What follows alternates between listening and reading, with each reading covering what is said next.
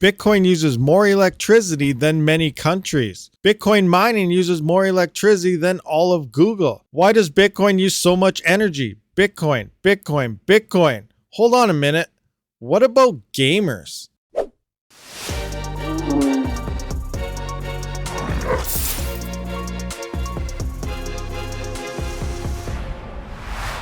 Going on, everyone? Rabid here, and we hear about how much power Bitcoin mining uses every day, whether it's mainstream media, blog posts, or who knows where. It's coming in from somewhere. But I did find a few posts just to get the idea of what it is, and I want to kind of compare that to how much gaming uses, because there's no talk about how much power gamers are actually using.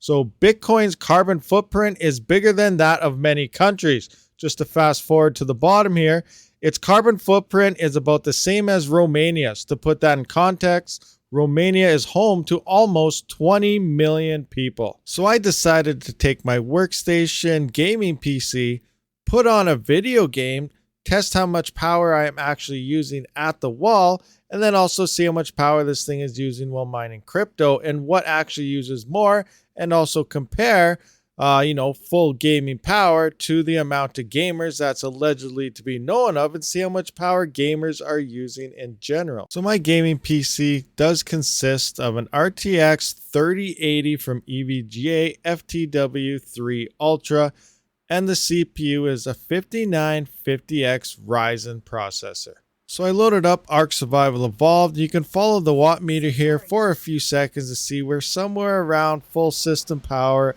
of 555 watts upwards to 574 watts. You can catch me playing this game on my gaming channel, Rabid Gaming.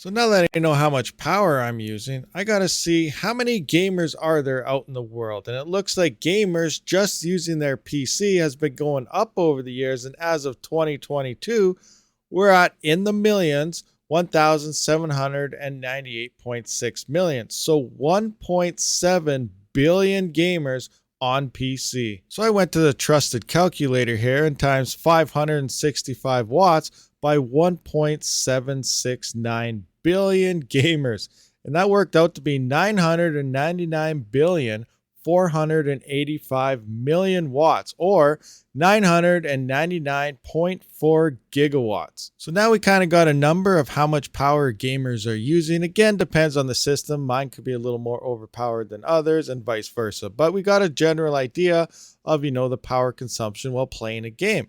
And here I did find 1 gigawatt could realistically power 300,000 homes. So I went back into the old calculator machine there and I punched in 999.48 gigawatts times 300,000 houses. And that did work out to be 299,844 houses worth of power. These numbers are starting to not really look good for gamers in terms of power consumption. But let's take it one step further. We got to figure out how much power in terms of people this is actually using. So I did guess about 3 people per household, parents and then 1 kid. Some people have more children, some have less. But I just went with 3 as a low end number here. And I did times 299,844,000 by 3, which does work out to be 899,532,000 people. What? Let me get this right. People are upset because Bitcoin mining alone is using about the power of 20 million people, when no one's talking about gamers that are using upwards of over 899 million. I don't know about you, but something seems kind of off here. But let's see, how much of a difference actually is that? Okay, so I took our 899,532,000 people that gamers are using the same power consumption of, and divided that by 20 million that Bitcoin allegedly uses. and gamers are using 44.97 times more power than what it takes to mine Bitcoin. Now let's kind of have a look at the evolution of Bitcoin miners. So you can see the Avalon A9, 58 joules per terahash. We got the Bitfury, 56 joules per terahash. And yes, Intel is even jumping on board into the Bitcoin mining game, coming in with the new prototype here at 26 joules per terahash.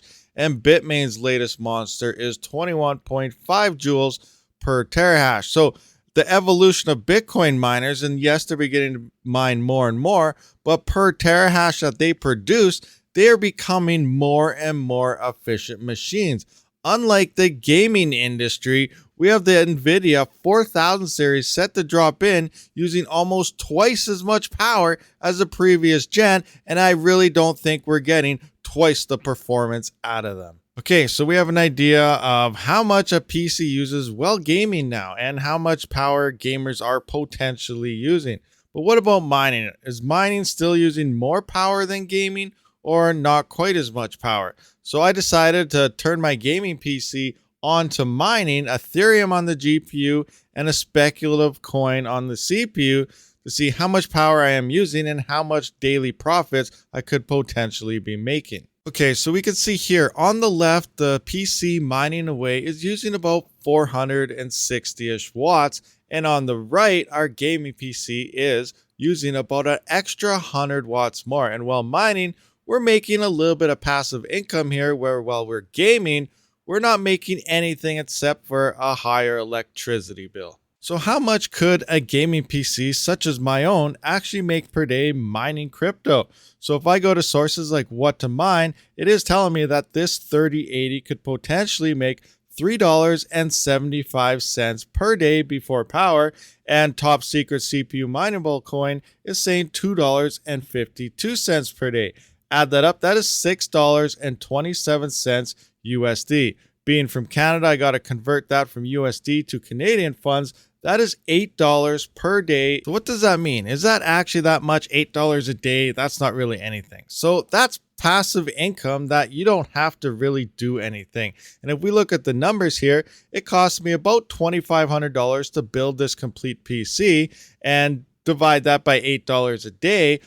In under 1 year, I could build a brand new PC with no extra cost out of my pocket just for mining. So you could potentially get a brand new GPU for free every single year. Get the next top of the line. You can constantly upgrade and not have to pay for it. You can do it through mining when you're not using your gaming PC. Well, there we have it, guys. I hope you did enjoy this video. I was curious how much power do gamers actually use, because nobody's ever talking about it. And I noticed that while gaming, I do use quite a bit more power than mining in general. So I was curious, because there are so many gamers out there, and it's always been promoted how many gamers are actually out there and needing GPUs, how much power are they actually using. So I hope this brought some light forward and brings up the other question: why isn't anyone talking about their power consumption when they're only focusing on Bitcoin?